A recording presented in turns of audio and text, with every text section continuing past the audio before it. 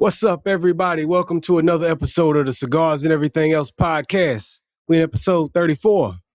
34? Yeah. D, where we at, man? Where we at? What you thinking? I mean, sure. How many ways can we go? Hey, we got a lot, right? We can go 3 different sports on this one. Who you liking? Charles Barkley? I like Chuck. Sir Charles? But I don't want to go with Chuck. I'd rather go with Dream over Chuck, man. Akeem the Dream. You know what I'm saying? Could do that too. You can do that too.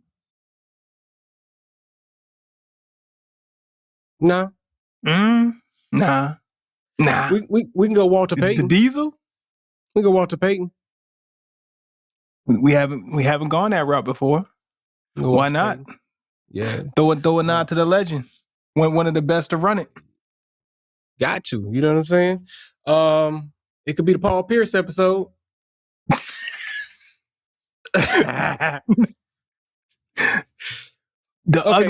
of the ugliest games. No, we can go with this. Hold on. One of the ugliest games I've ever seen. Yeah. Now Paul Pierce falls in that same category as a Karl Malone from episode 32, but not quite as Karl. But Karl, as far as our feelings about him as a player, is what I'm saying. Yeah, I don't have personally. It's a Karl thing. Like Karl Malone is more of like a person. Like I don't like his game, or you know what I'm saying. Just him as a, you know what I'm saying. But with Paul Pierce, his aura, yeah. But Paul Pierce is more of like, I just don't like to watch him play. Like, you shouldn't be able to make that shot. Like, you shouldn't have been able to score that. Like that. No, you just eye test. You don't look like you should be able to play ball, just from the way I see it. But he makes it happen, so I can't be but so mad. He's like, how you let him do that to you? Right. But he's still nice. So I get that. So he's nice. You know, the thing that's interesting about Paul for a reason. Interesting thing about Paul Pierce, right? Me and my dad, we was shooting ball not too long ago, a few months back. And we noticed that we just don't got the spring in our shots no more. We don't use our legs to shoot like we need to. And our shots ain't coming up a little short. You know what I'm saying? So it makes me just wonder, how did Paul Pierce make a career jumping 1 inch off the ground and making all those jump shots, man? Like with no legs. Killing it. No legs. Incredible player. For that reason alone, I got to give him his props, man, even though it's terrible to watch in real time. But those shots was going in. He was cooking folk. Yeah, he was cooking folk. The original step backer, in my opinion, I got to give it to him. You know what I'm saying? Yeah. He was stepping back before stepping back was a thing like that. But he don't get this episode. He don't get this episode. I'd give it to Ray Allen. What about his ex-teammate? You took that one from me. I was going to say him. I was going to say Shuttlesworth. Yeah, Jesus Shuttlesworth, man. You know, Kirby Puckett. Hold up. Hold on, Ricky Williams. We got a lot of options. We can go this way, man. Options. This could be the Ricky Williams episode. Talk about that one. We smoking. You know what I'm saying? Not the same substance, but we are smoking. Not the same. They use our leaves for what they smoke. You know what I'm saying? Is he a brother of the leaf, or do we consider like a fourth cousin? Brother of the leaf is fourth cousin? Ricky Williams would be. Yeah, a fourth cousin. Sort of related. You know what I'm saying? Twice removed. Yeah. But he's like the disrespectful family member to come in and steal from you and stuff like that, man. You know, because they don't respect the leaves that we smoke, man. You know, definitely not cigar smoke aficionados. They break it down. You never give Ricky Williams a coheed. He gonna break it down and he gonna cut it open. Such disrespect to the leaf. Come on, man. You can't disrespect the leaf like that. Right. But anyway, man, I'm not going to keep naming names. I'm sure we can come up with at least 1 or 2 more good ones. Oh, we can go all day. What was that? We can go all day. So we can go all day. Sure. So who we settling on? David Ortiz. Like, there's some players out here with the number 34, man, across all the sports, man. Yeah, man. You know, I say Walter gets it, man. Walter Payton. All right. Let's shoot it over to football. That's cool. Yeah, Let's do that. Yeah. If we go from basketball, I go with It is football season. Football season is back. Yeah, it's football season. But if we go with basketball, I'm going with Dream. So okay, I could respect that. Probably, in my opinion, the most athletic. I think rocked 34 too, didn't he? Did he? I have to look that up. I can't say off the top of my 34? head.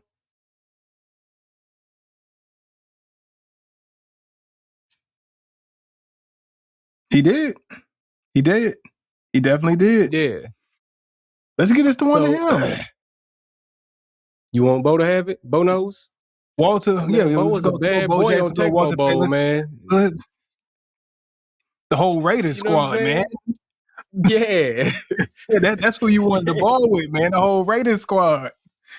Tecmo Bowl to get it in.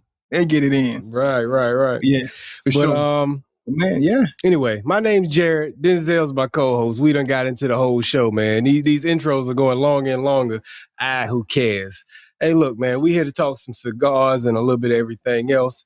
Let's go ahead and introduce the stars of the show, which are the cigars. This week, I have an old throwback favorite, the Rocky Patel Edge. I forgot they only got this band at the bottom on this. Yeah. I got the OG for us. That's the OG. That's the classic right there. That was the first go-to cigar. The first go-to for me. When it came down to old reliability and knowing I'm gonna get a good smoke anytime, I had to have the Edge in the stash. Yeah, it had a permanent stay in our humidors. I'm going straight cut on mine, by the way. All right, I went with straight cut on mine. I have a CAO MX2. CAO MX2. So this is the cigar I had picked up. Right.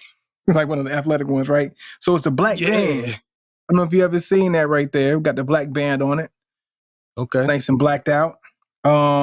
This was the cigar I picked up last week with the other one, with the Romeo, and decided to go with the Romeo. But then I figured it'd be good to visit the CAO and see how does CAO do other types of cigars. You know, we know them for the flavors. Usually grab them for that effect, but never for traditional smoke. So I'm kind of interested to see where this one goes as a traditional type of cigar. All right, I'm gonna give you some background on it. So we got a medium profile. It's a Brazilian Connecticut broadleaf wrapper, Maduro wrapper, origins in Nicaragua.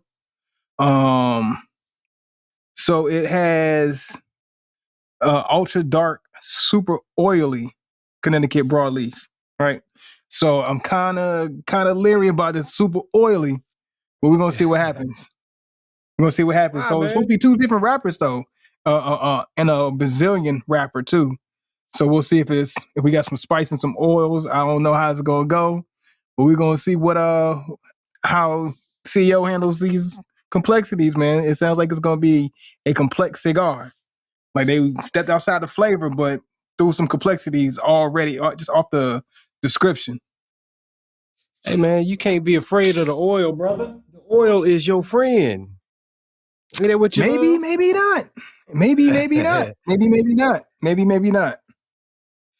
Hey man, mine is pretty much Honduras. The Rocky Patel, man, Honduran rapper in origin. So that's it for me. But you know, I'm sure a lot of y'all know the Edge, man. This is classic stuff.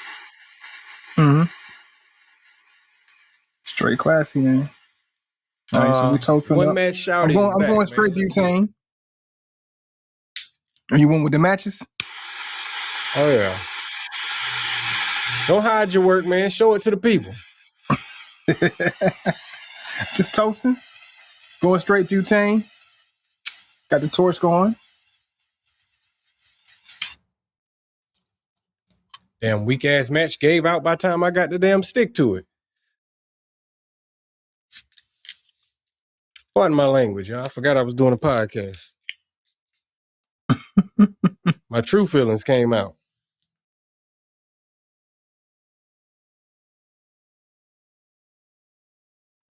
There we go.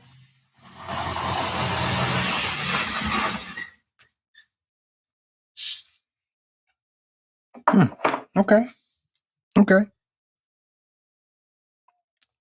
I'm actually pleased so far with the first puff. Oh, yeah?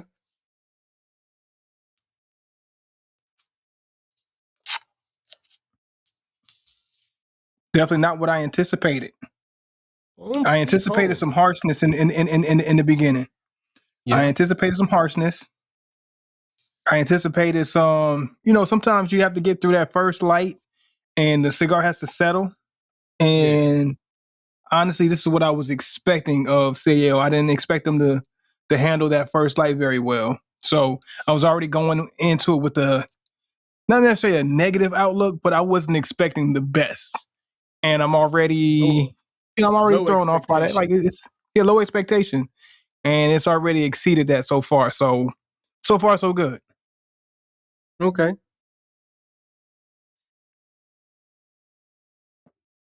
Do we have some initial pepper though? Yeah, that traditional Brazilian wrapper tobacco leaf is kind of giving me a little bit of that pepper vibe. Yeah. But so far, so good. Man, so you sent me this for me, man. This is very familiar for me, man. I'm going back, man. Before let me get mine off real quick before you switch subjects on us. Yeah. Mm-hmm. I just was kind of taking it in, man. Of course, smooth, man. You got some woodiness, man. It's got a little slight bit of spice, but it's so smoothly done. You know what I'm saying? And it's just right at home, man. And I got me some iced coffee to go with it, man, in my styrofoam cup, single cupped also, man. But I'm sorry, single cup still. Yeah, you ain't stepped it up yet. I ain't stepped it up yet. I'm sorry. I wanted to get that off, man. Sorry to interrupt you, man. I'll let you jump back into your thing there, where you were going. Oh no, you good. You good. Sometimes you gotta take it in and let the cigar take you, especially when you have that nostalgia. That nostalgia cigar, let it take you. You know what I'm saying? Just travel with it for a moment. Yeah. Yeah. But yeah, so I was just gonna say, I've been seeing this thing online and kind of brought me into thinking about how we treat our exceptional stars as we age and the expectation of how we see each other or see these guys as we age. I've seen them roast Smokey Robinson. You know what I'm saying? My man dancing, getting his grind on, right? It's like, oh man, Grandpa's getting it in, and Smokey ain't Smokey no more. He ain't what he was. Right. See the roast of Genuine recently. Got my man with the dancing moves, right? Mm-hmm. Killing it. Well, at least he thought he was. But they killed him in the comps. Like every other day, it seems like I see another post of a Genuine dance with the dance moves, and them just roasting them. Like, what do we expect as these guys age? And that, you know what I'm saying, that expectation that we're having when we're seeing these guys trying to live out their glory, you know what I'm saying, as they go on and they're still performing, still doing what they do. Why do we do that to ourselves? It's a lose-lose for Genuine and for all the performers. So how do you want me to move? Am I supposed to move the way I was dancing back in the day? If I dance like a young kid, like new school, are you going to look at me and judge me? Like, look at this old head trying to dance like us young people. I look stupid as an old man dancing like you at 18. But at the same time, you tell me I'm played out if I'm doing what my demographic is doing or did. You know what I'm saying? So it's like a lose-lose. I mean, for him as a performer, he was more dancer than singer. Not saying he was a bad singer, but his reputation came from his dancing, not his vocals per se. Yeah. So he got to keep an element of that. It's like when they were tearing Omarion up a while back. What was it? Not the verses, but before that, they were like, oh, he's still hitting the same dance moves. What do you want from him? Like, I know y'all look at Omarion as this young dude, but Omarion's nearing 40. Like, you know what I'm saying? What is he supposed to do? Like, I mean, but here's the crazy thing. I never felt like Michael Jackson. Michael Jackson hit the same dance moves, and he was still killing it in his 50s. He was still doing this thing. So definitely no shade of how Michael was moving, but he was still killing the same dance moves from the 80s to the 90s to the 2000s before he passed. But you ever seen anybody roast him for his moves, doing the same moves, getting in the same way? Well, or no. Do you think this is a new school idea of how we're handling our greats? Yeah, it's new school. It's new school. All without a doubt is new school. And I tell you it's new school because Michael was old and doing his moves from the 70s and 80s when we were this generation's age. And we held it to a high regard. We looked at it like, get him, Mike. You know what I'm saying? Like, we looked at it with reverence of our legend doing what he was a legend for doing. You know what I'm saying? Like James Brown too. Same thing. Like I was proud to see that. You know what I'm saying? Because some of their heyday I didn't get to witness as an adult who really understood what I was looking at. So to be able to look at it and understand what I'm looking at and recognize that I'm witnessing greatness was fine with me. But maybe this generation ain't roasting legends. Maybe they just roasting popular people from the past era. Maybe that's what it is. You know, I ain't seen them tearing Beyonce up or nothing like that. You know, Jay-Z is just fine doing what he want to do. Like, you know what I'm saying? They not. Yeah. They holding their own legends in a high regard, but I don't know. Maybe it's if you was platinum and that's all you had one platinum album, they gonna get you. Like if Nelly comes out rapping how Nelly rapped back in the day, they gonna tear him up. Like they not gonna hold him as such. I mean, even in that vein too,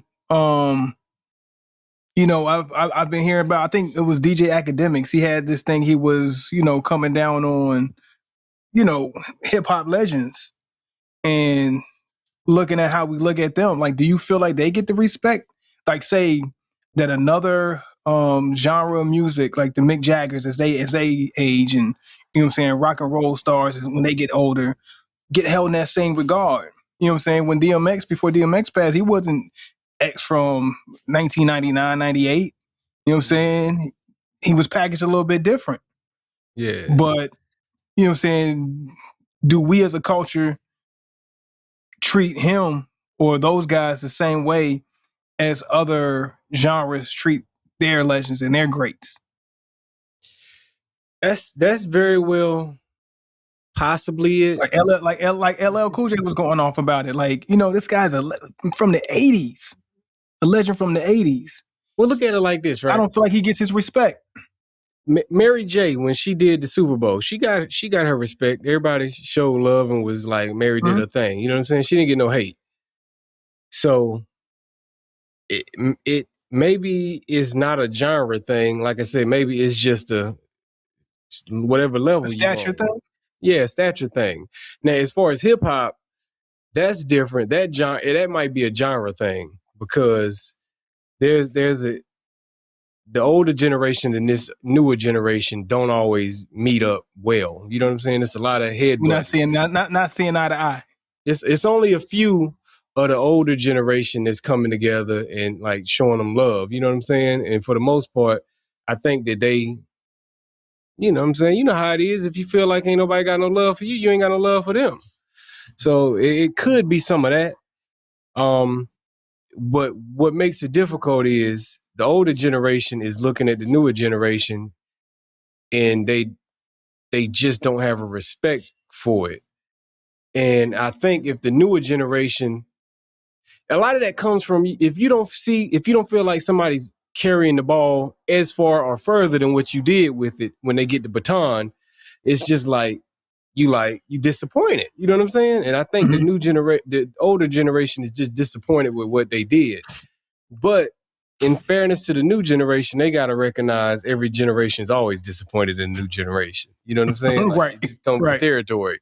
You just got to keep progressing and not get hung up in that. Yeah, because every generation is going to feel like their generation was the golden era. Like in my day, you know what I'm saying? And that's a scary thing. We are looking at it. I mean, I hear people talk back about the 2000s. You know how I felt about early 2000s hip hop. Like I wasn't the biggest fan, but even then, I could still. I did not enjoy it in the moment. But now looking back, like I actually enjoy it more than I did then. Now, but it's just the fact that we the way we move through eras and generations and decades, like. Nobody, I don't feel like, not saying nobody, but I don't feel like we have enough respect for that generation prior, enough to carry that to the next level.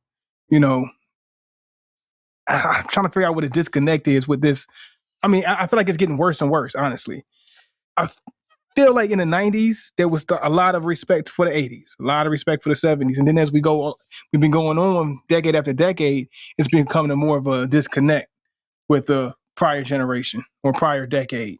Well, everybody feels like the next generation is always watering down the culture a little bit. Mm-hmm. You know what I'm saying? Even if you go back to it, okay, if we go back to, I mean, even going back to classical music, you look at it became what it became, you know, and then it evolves. The music today ain't as complicated as that. So if you drop Beethoven off today, he'd be like, "What are these 3-finger chords you're playing?" Like, you know what I'm saying? He'd just be like, "What are y'all doing?" Like. So like that's it. What's the rest of it? That's it. And if you dropped a jazz musician from the teens off today, they'd be like, "What is up with this? This is jazz. This is what you call jazz." Because it's always changing. You know what I'm saying? Like the complexity of the music is always becoming simpler. But as a society, we're looking for simpler. So it's actually in line with technology and everything else. But people just don't. Artistically, people don't enjoy that. You know what I'm saying? They just like, hey, man, we got to keep it alive. And in reality, rappers from the 90s rap better, you know what I'm saying, than rappers from the 80s. But rappers today feel like they rap better than rappers from 2000s and 90s. You know what I'm saying? They feel like that is more complex bars than somebody who might, like a T.I., who might have a more simple structure, but was spitting. You know what I'm saying? Like, yeah. Rhyme schemes were different. They feel like their rhyme scheme is more technical than what it used to be, because it was kind of like a doom, doom, doom, doom scheme. And now they feel like they outdoing that. You know what I'm saying? Yeah. Perspective. It's all about perspective. But I just don't feel. I feel like there's still a disconnect. I don't feel like we hold enough esteem to what the past did for now, and what that past did for now. You know, we look back at our legends. Like, I mean, somebody like a Genuine, man, you can't roast this guy. This man was getting in for years. Yeah. Man was getting in for years. He was the guy. He was the guy at one point. Yeah. You know, and then you fast forward, 30 years later, Pony came out almost 30 years ago. He's about 27 years ago. You know? It ain't gonna look the same. It might not sound the same. But we don't have that. We don't have that kind of respect to say, hey, this was a guy who was doing this thing back in the day. It's like a ball player. You see a ball player hoop. I bet you Allen Iverson game ain't the same. His crossover don't look the same. But are you going to still expect him to do what he was doing in 1996 in 2022? Nah, you're not. I'm not. If I see AI dribbling the ball, I'm not going to roast him because you ain't got that crossover like you. It's a little stiff, a little slow. Right. What do we expect? What are we doing? And see, I agree with that, because you and I, right? We would see Iverson, and if he hit the crossover, it wouldn't be what it was, but we'd be like, "Hey, I hit the crossover!" Proud, like excited to just see our OGs, just to see him dribble, the ball, just to see him handle the rock. You know what I'm saying? It would be like, wow. You know what I'm saying? Like, I would just admire that, but is different, you know. And but once again, maybe there are a few of them that would, you know what I'm saying? Like, I'm sure you get some of these rappers in the studio, if they could just watch Wayne rap, they'd be like in awe, you know what I'm saying? Like, just to have a moment with him. Mm-hmm. But I don't know. They overall, they're in their moment.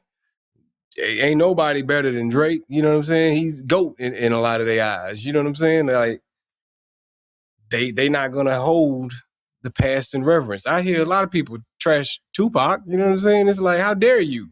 Like, but Yeah. how dare you? Like, you know what I'm saying? You don't even know, like, what the guy meant, you know what I'm saying? But Mm-hmm. context I is mean, like, lost, and respect is lost once that happens. well, I just disagree a lot with the idea of the fall off and saying that this guy fell off, or, you know what I'm saying? If you're in your prime and you're not living up to your expectation, that's a fall off. But if you just simply aged up, aged out, you didn't fall off. And I just hate that notion. I hate that notion too. The idea of the fall off. Nah, you just aged up, just aged out. It's not a fall off. If one year you was killing it and you're 25, 26, 30 maybe, and then the next year it's a steep decline and you can't do what you was doing just last year on tour, that's a fall off. Nah, you fell off. Yeah. But yeah, not decades later, you can't say that about him. Look, man, look, think about this example.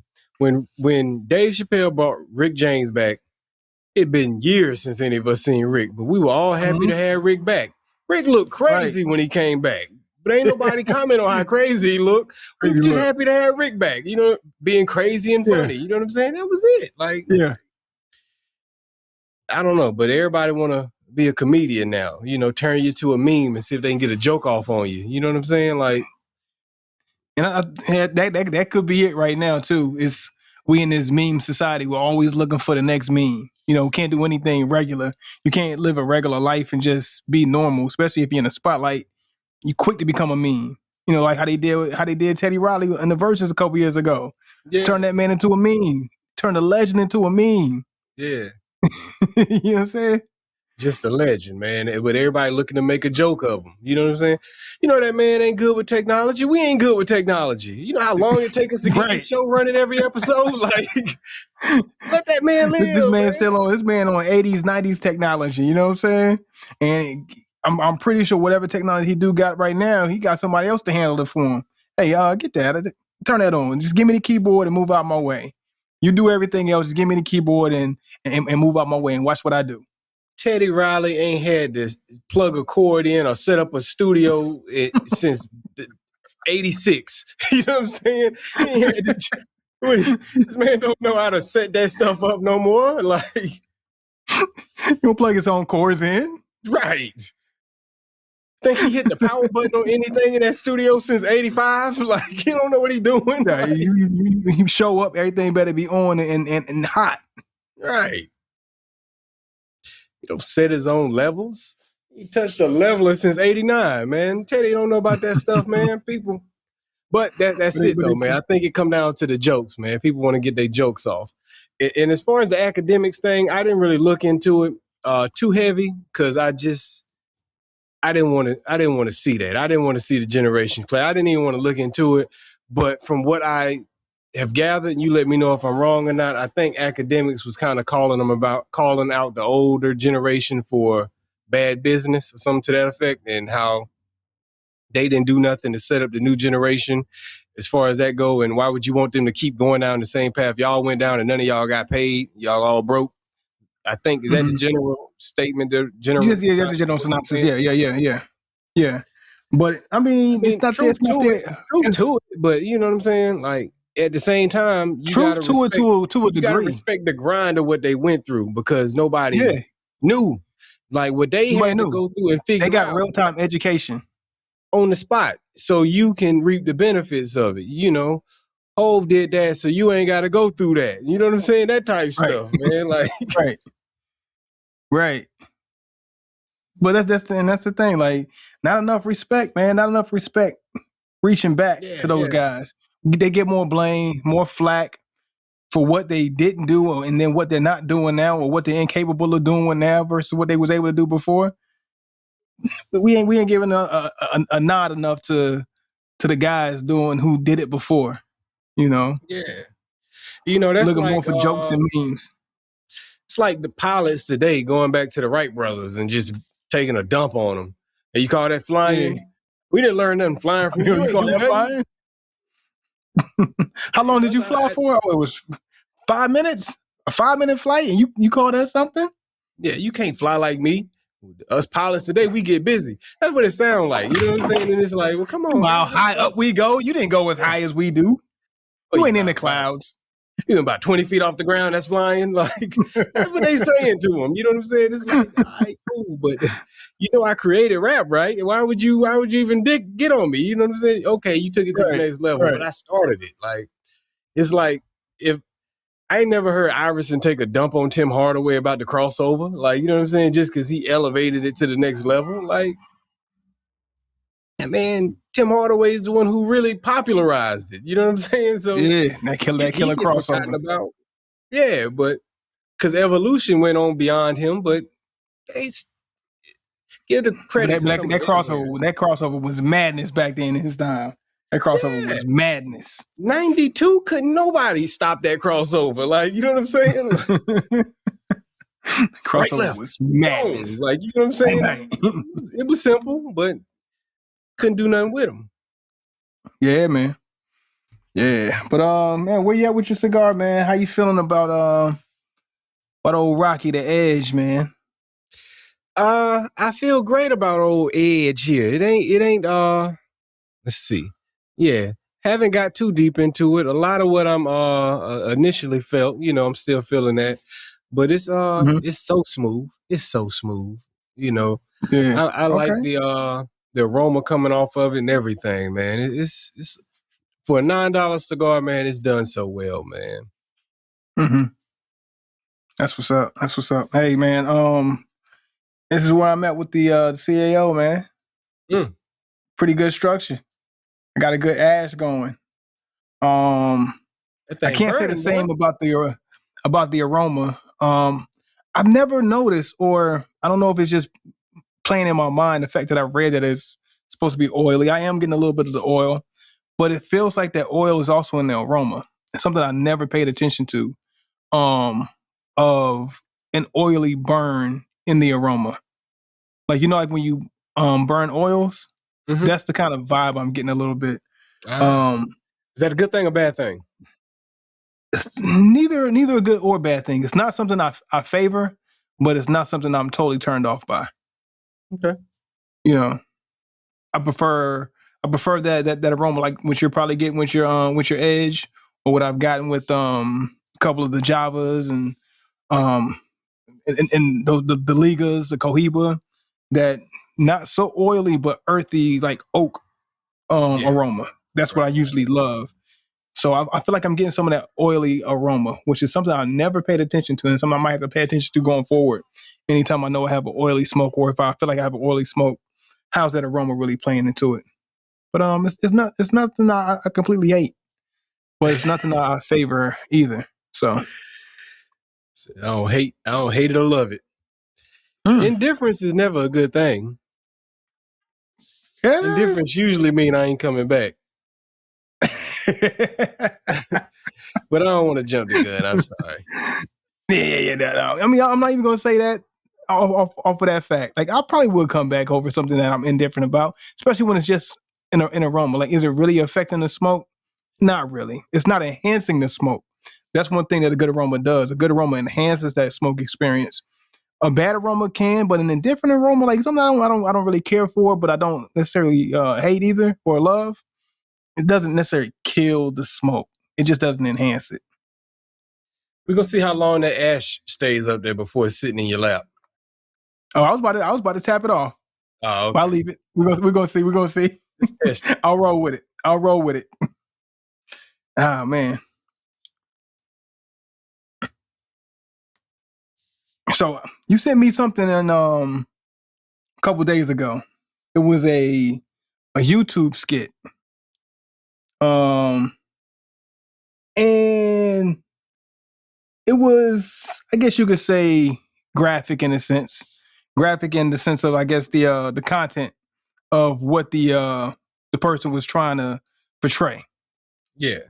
And just come on out with it. Just after say these, it. I'm sure everybody does. okay. All right, so it's a skit. Ha Ha Davis,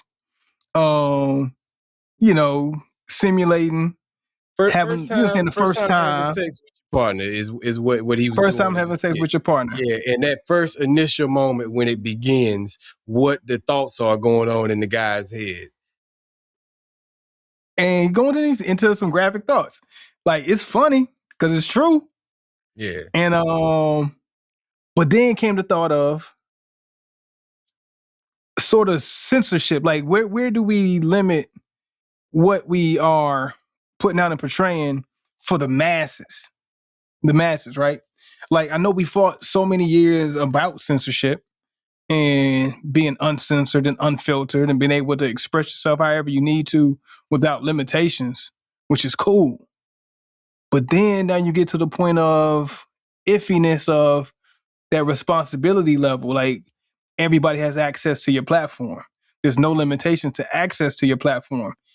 Great that you got the ability to express yourself freely, but then we got so many eyes. Every kid has a laptop. Every kid has an iPhone, a cell phone, a tablet or something, and can access content anywhere.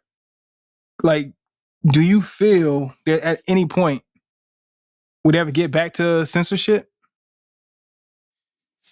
The way the direction this society is going, yeah, I think they will. Now, this is the thing. Think so? Yeah, man. We soft, man. We soft. This is a soft world we live in, man. We are dying to censor everything, So I think eventually we'll get there, But I'm not a fan of censorship. But like you say, it is at the individual's discretion to have some tact. You know what I'm saying? Like, and show some responsibility. I do believe, like you said, it was funny, was not offensive to me, but at the same time, I can understand how someone would be offended by it because, truthfully, like, for me, I don't follow a lot of the skits, but it was one of the more vulgar skits I ever seen, you know what I'm saying, on YouTube, put it that way, on social media. Like, and it was just basically because he was under the covers on top of this girl in the words he was saying. It wasn't like beating around the bush. It was very direct and to the point. It was clear, you know what I'm saying? So I'd never seen a skit be that direct, you know what I'm saying? Whether it was the words and with the video, with the imagery, you know what I'm saying? Like, most of the time, everybody shows some creativity with it. It was, I hate to say ha stuff. It wasn't creative. It was funny, but it wasn't creative. You know what I'm saying? Because it was direct. It was straightforward. Yeah, it was straightforward. It was straightforward. But I mean, and honestly, there's times go back to the old conversation. That's why a lot of the older generation be mad with people, with the newer generation. It just feels like, hey, man, they ain't creative. You know what I'm saying? I remember like generation before us being mad because the music, we started being straightforward in the music, like just saying what it was. Back in the day, they worked hard, like, make my love come down and stuff. Then we just straightforward, hey, man, it's wet. Like, and now he just straight up saying what he doing with the video of it. So it is a matter of showing some tact because you have to be responsible for understanding this is a platform where everybody can see it. If it's a paid platform, it's different. You get all those off on your Patreon or whatever else that you may have. But YouTube is kind of like, I said to you, I'm surprised YouTube let this one fly. Right. But hey, we're honestly at a point to where with YouTube, I remember when the music videos on YouTube, everything was censored. You know what I'm saying? And people was in an uprage about it. Like, man, the song, I can't hear the song the same or listen to this regular, or it'd be a block for this video or a block for that video. And you couldn't, get your content off. But now all that's gone.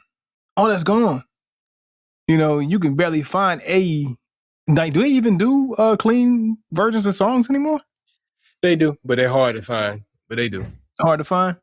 Yeah, you can find them. Because honestly, I haven't tried to look But I'm just wondering, like, I think I ever came across most artists will have it. If you ever see an artist's YouTube channel that's got the same song up there twice, that means one of them is the clean version. That's usually the version with less views in most cases. I mean, which I get it. Some like it does water down the song a lot. And I remember back in the day, like when we used to have the radio version, and then you get the album version, and you're like, yo, these songs are two completely different songs. It feel like, and typically you say I like the dirty version better anyway, but because it's more raw, it's more true to what they was trying to do. Real version, yeah, it's the real version. It's the real version, but it's like it felt like back in the day we went out of our way to make sure we kind of censored. I don't know if it was more because it was forced or if it was, artists feeling a sense of responsibility. Let me go ahead and create this so I can make sure that I have some kind of ability to be large scale, I guess, more broad with who I'm, who my audience is, because I have this censored version. Now I don't think they care. It's like, hey, you're gonna get the rawness through and through. Right. No matter what demographic you are. Like, is there even a need for it now? Do we feel like there's a need for it? Or are we becoming numb to the idea of it? Like, does it matter anymore? It's hard, man. It's a fine line that's got to be figured out amongst all of it, right? Because back in the day, we weren't no better. You know what I'm saying? Like, that.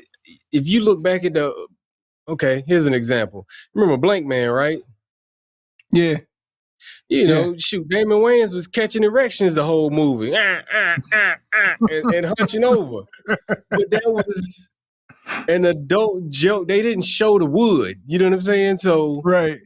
Kids wouldn't have really known what that meant. It was a line drawn. It was vulgar, but it was still a certain discreetness. It was an inside joke. It was still an inside joke. It was more a situation that you had to catch, and only if you knew, because you had some kind of life experience, you'll catch it. Yes. But if you're naive and you're innocent or whatever, it might go over innocent eyes or innocent. You know what I'm saying? Exactly. You're not they'll gonna see laugh, it, but they won't even know what they laughing at. They won't understand it. Yeah. But in Ha-Ha's situation, you know exactly what it is. I know exactly what it is. You laying on top of this girl and you telling me very vulgarly what it is. So it's one or the other. Either you don't get to be visually vulgar, or either you don't get to be word vulgar. Or it's got to be, in order to keep it artistic for all eyes, it's got to be some kind of balance to that. Mm-hmm. You know what I'm saying? Like, where everybody ain't gonna get it. Either you watch your language and you talk in code if you're gonna be on top of her, or either you don't be on top of her. You know what I'm saying? And maybe you have the camera laying on the pillow and looking at your face, and the camera is through her point of view, but you're saying those thoughts. You know what I'm saying? Like, right. But to be zoomed out and me looking at you on top of this girl say that stuff, it hit different. You know what I'm saying? Like, versus how they would have done it in the 90s, and he just going, but you don't see nothing. Today, they would just put the whole wood in his pants. You know what I'm saying? And the joke would be very clear. You know what I'm saying? What it is. Right. It's like no guessing to it. No guessing games to it. No guess. Hey, but look, check it out. Even in the 2000s, going back to Chappelle, he did a sex joke like that, where he was on top of the girl in the Wrap It Up segment. Mm-hmm. He was humping the girl, and then he got off top of her, and then he shot the condom in the trash can. Said Kobe, like, classic, funny. But it was on network television. It was on Chappelle show came on at 10 o'clock at night, if I'm not mistaken, or something like that. Yeah. And it was on a paid network. And even then, with the joke, it was really no words. You saw him on top doing the little hump thing, but the joke wasn't even about the sex. He wasn't talking necessarily. It was the girl. You didn't get the vulgarities of the idea of it. You got the visual, but you didn't get the vulgarities of it. Yeah, because it really was the joke. The punchline was how the award shows make people wrap up with this music. So they were given different scenarios it would occur in if they put this out as a product. So he wasn't. Yeah. So that's the aim of the joke. Yeah, because the aim of the joke wasn't necessarily the act of what he was doing. I mean, yeah, the act, but the idea of the wrap it up was the main point, the main punchline of the joke. But like with Ha his joint, the whole joke was, you know what I'm saying? Exactly what you the interaction. And I'm telling you about it. Yeah, exactly what I'm saying. Yeah, man. The balance is still lost, but funny, you know what I'm saying? But at the same time, we I don't know. So I don't know. As far as the censor thing, I don't want to be the one to say, hey man, you got to censor that. But at the same time, because once you start censoring one person, you got to censor us all. And I'm not a fan of the censorship thing. I wish that we would self-censor ourselves to an extent. Just show some respect. On the right platform, be as nasty as you want. You know what I'm saying? Back in the day, Def Comedy Jam, nasty as you want, but you just couldn't get that anywhere. It was an HBO or whatever. You know what I'm saying? You had to have a certain subscription to this network, and then at the same time, when it aired, like it wasn't accessible for everybody. Yeah. It wasn't accessible to everybody. Because the thing is, like, the part that sparked the idea or the thought of the whole question is the lack of censorship plus the accessibility, the availability, accessibility, like the wide accessibility. So you lessen the censorship, then expand the accessibility. You how can you have both? You know what I mean? Before you had heightened censorship, and then lessen accessibility, and now you're tearing down both towers. Right? How can you have both of those coexist?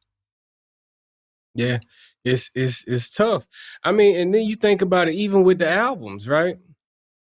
Like you had to have an adult buy your albums. You know what I'm saying? Like, yeah, for sure. Even then, it just wasn't available to the younger generation. So if they would let you hear that, they will let you hear that. If you go back to old Red Fox records, you know what I'm saying? Kids had to go sneak and listen to it, like, you know what I'm saying, from finding it in their parents' record because they couldn't get it. It wasn't accessible. Like, so like, and matter of fact, check this out. Like the whole idea of media, movies. You know what I'm saying? R-rated movies.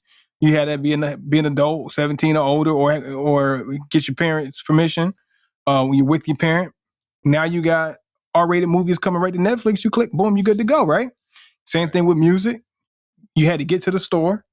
You know what I'm saying? If you're 10 years old, you're not driving yourself to the store, to the record store, whatever. And then you had to get permission to get that music. But now you got the heightened accessibility. I'm 10 years old. I got my phone. Boom, whatever I want to hear, right there in my palm. Right, and when it's YouTube, of course, a parent has ways to put parental locks on their information, but at the end of the day, if the kid sign out and go to a regular YouTube channel, just YouTube on his school computer, he got access to it. Like, you know what I'm saying? Yeah. Like, it's too many ways around it. It's too many ways around it. So you can't do much to protect your children as a parent. You know what I'm saying? It's just. But here's the thing, like, and I'm sort of guilty of this too.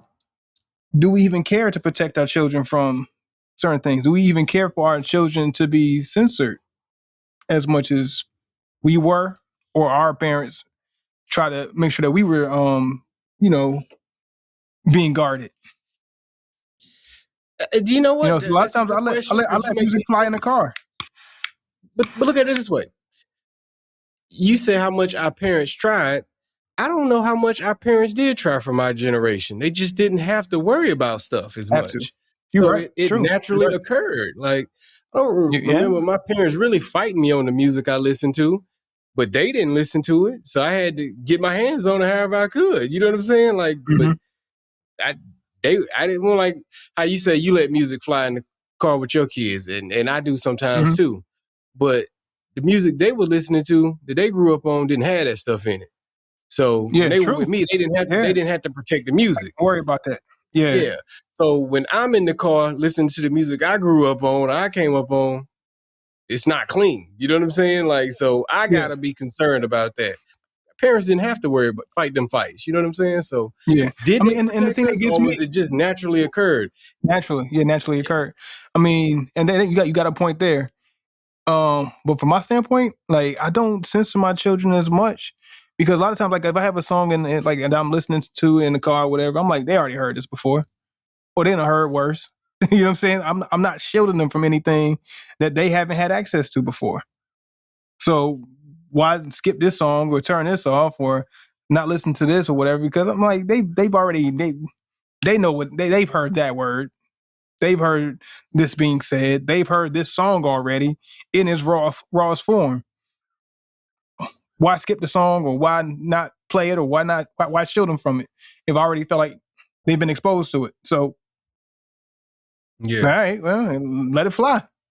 Yeah, and on the flip side, I mean, like I know, kids gonna get it. Like I just got done saying, I had to get it however I could get it back in the day. So if I was getting it, finding ways to get it in a tougher time to get it, kids are going to get it one way or the other. And you got to ask yourself, where would you prefer your kids to get it from? Yourself in the house where you can at least give a lesson on it in the process? Or do you want them to get it in the streets? You know, you pick your poison at the end of the day. Yeah. So. Yeah. Guess, I mean, right now, this day and age, they're going to get it both ways. You know what I'm saying? There's almost no way for us to keep them from it. And so they're going to get it from us, and then they're going to get it on their own, you know? So it's just balancing both of it, you know? So let me ask you this, because just so I can understand clearly on your end, are you a fan of the idea of censorship in regards of, are you or are you not? We'll just start there. I'm not a fan of censorship. Okay. But I would prefer that the individual artists, so like, just like I spoke about, you know, saying tearing down both towers and then not having wide accessibility, less censorship. Not a fan of censorship. I believe anybody should be able to express and say whatever it is they want to say. Honestly, I don't care, especially artistically, especially if it's artistically. Right. Now, if you're just doing it just to be a menace to society or whatever, no, I'm not okay with that. But like, if you have artistic expression and you have to say whatever you need to say, however you need to say it, by all means, get it off. But then at the same time, I just wish the accessibility wasn't so easy. Like it just wasn't so broad. That there has to be some kind of buffer system in the censorship. Like not everybody should have access to everybody's creative expression, because everybody's creative expression is not going to be digested the same for each individual. Everybody has different levels of processing, especially as children, especially as we, you know what I'm saying, we're being shape molded and these ideas are given to us. Artistically, I feel like there should be some level of I guess guarding in a sense. But by all means, get your artistic ideas off. However you feel like you need to get it off. But let's monitor still. Right. Got to be some kind of level of monitoring. Yeah, I feel that. And I think for me, my final thoughts on it is I feel like some of the responsibility is on the creators, you know what I'm saying, or the content to understand their platforms and understand what they're doing. Like for us, your platform, yeah. We sit here and we smoke cigars and we drink alcohol every week and we talk about stuff. I know the visual of that to somebody may not be what it, you know, it might offend somebody. Who knows? You know what I'm saying? I don't know. They might look at that and say they drinking and smoking on YouTube and then they sitting around critical of these other people doing this and that. But I cuss a lot in my normal everyday life. I don't cuss on this show like that. I at least have some level of respect for the idea of the visual is drinking and smoking, but the conversation is something you can listen to around your children and not have to be concerned about it. Because I choose not to do all the swearing on the show for the reason of just respecting to the listener. Every listener ain't gonna be into that. Yeah. So let me just, out of respect, I'm just gonna conduct myself like I'm in someone else's house. Because when you press play, I am in your home at this point. You want somebody, right? Yeah. So that's my point of view of it. Like, hey, find some balance in what you're doing. You know what I'm saying? Still be creative, but you don't have to go all the way crazy with yours to get your point across. You know what I'm saying? And I feel like that's where we feel like we need to be. Like some people feel like I gotta be over the top in order to be heard, in order to be seen. It's gotta offend. If it doesn't offend, I didn't do my job. Yeah. You know, I see that happen a lot too. I get it. It's a lot of competition out here with content. You know what I'm saying? But yeah. An old adage that I always say is, you know, man, people you'll attract who you're gonna attract, man. Or the analogy I always gives is, hey man, there's some people like Brussels sprouts, some people like steak. You'll attract your crowd eventually. You know what I'm saying? Like over time, stay down with what you do, and those that gravitate to it is with it. But we all chasing attention, and we all chasing viral, and sensational gets you viral. I'm sure the video I sent you probably that we discussing now probably got tons of views by now, and it made him his money he wanted, and he'll look to up it at some point in time. Yeah, mission accomplished. Yeah, censorship or no censorship, I'm in there. Mm-hmm. But yeah, so let's get to these cigars, man. You want to go with rating yours? You want me to go ahead and talk about mine? Since you already have something that's familiar. I'll go with mine, you know, because I do have something familiar, and I'll go with something that used to be a staple of ours. So for me, Rocky Patel Edge still reminds me of why it was a staple within our cigar world back in 10 years ago. You know what I'm saying? Like, I know why we kept it in the humidor. Nice, smooth cigar. Like I said, it had the cocoa woodiness to it, a little bit of spice to it, but it was smooth. Nice full body cigar, man, but at the same time, just done so well. Good aroma on it. And it's just a nice, easy ride, man. And this was a great cigar for me. I enjoyed it. I will rate it at I'll say a 4.3. You know, I'll give it a 4.3. But Solid. Nice. All right, so I'm going to get into my CAO MX2, right? MX2? Took the band off. MX2, that was it. Yeah, MX2. Oh, man. So I got pretty good ways down, all the way through the second third, going to the last third, the final third. Where'd the ash land? Right here where it's at. It just fell off like maybe a few minutes ago. Oh, an ashtray. I saw it was ready to go, so I was like, let me go ahead and let it off. But man, yeah. No, I wasn't gonna take ash on the lap. It wasn't gonna happen today. You gonna catch me? You gonna catch me with one? You ain't gonna do it, Jared out here. Yeah, it'll get me one day. Trust me, we all been there. Yeah. But man, I'm gonna say I had low expectation, and it exceeded expectation in the very beginning.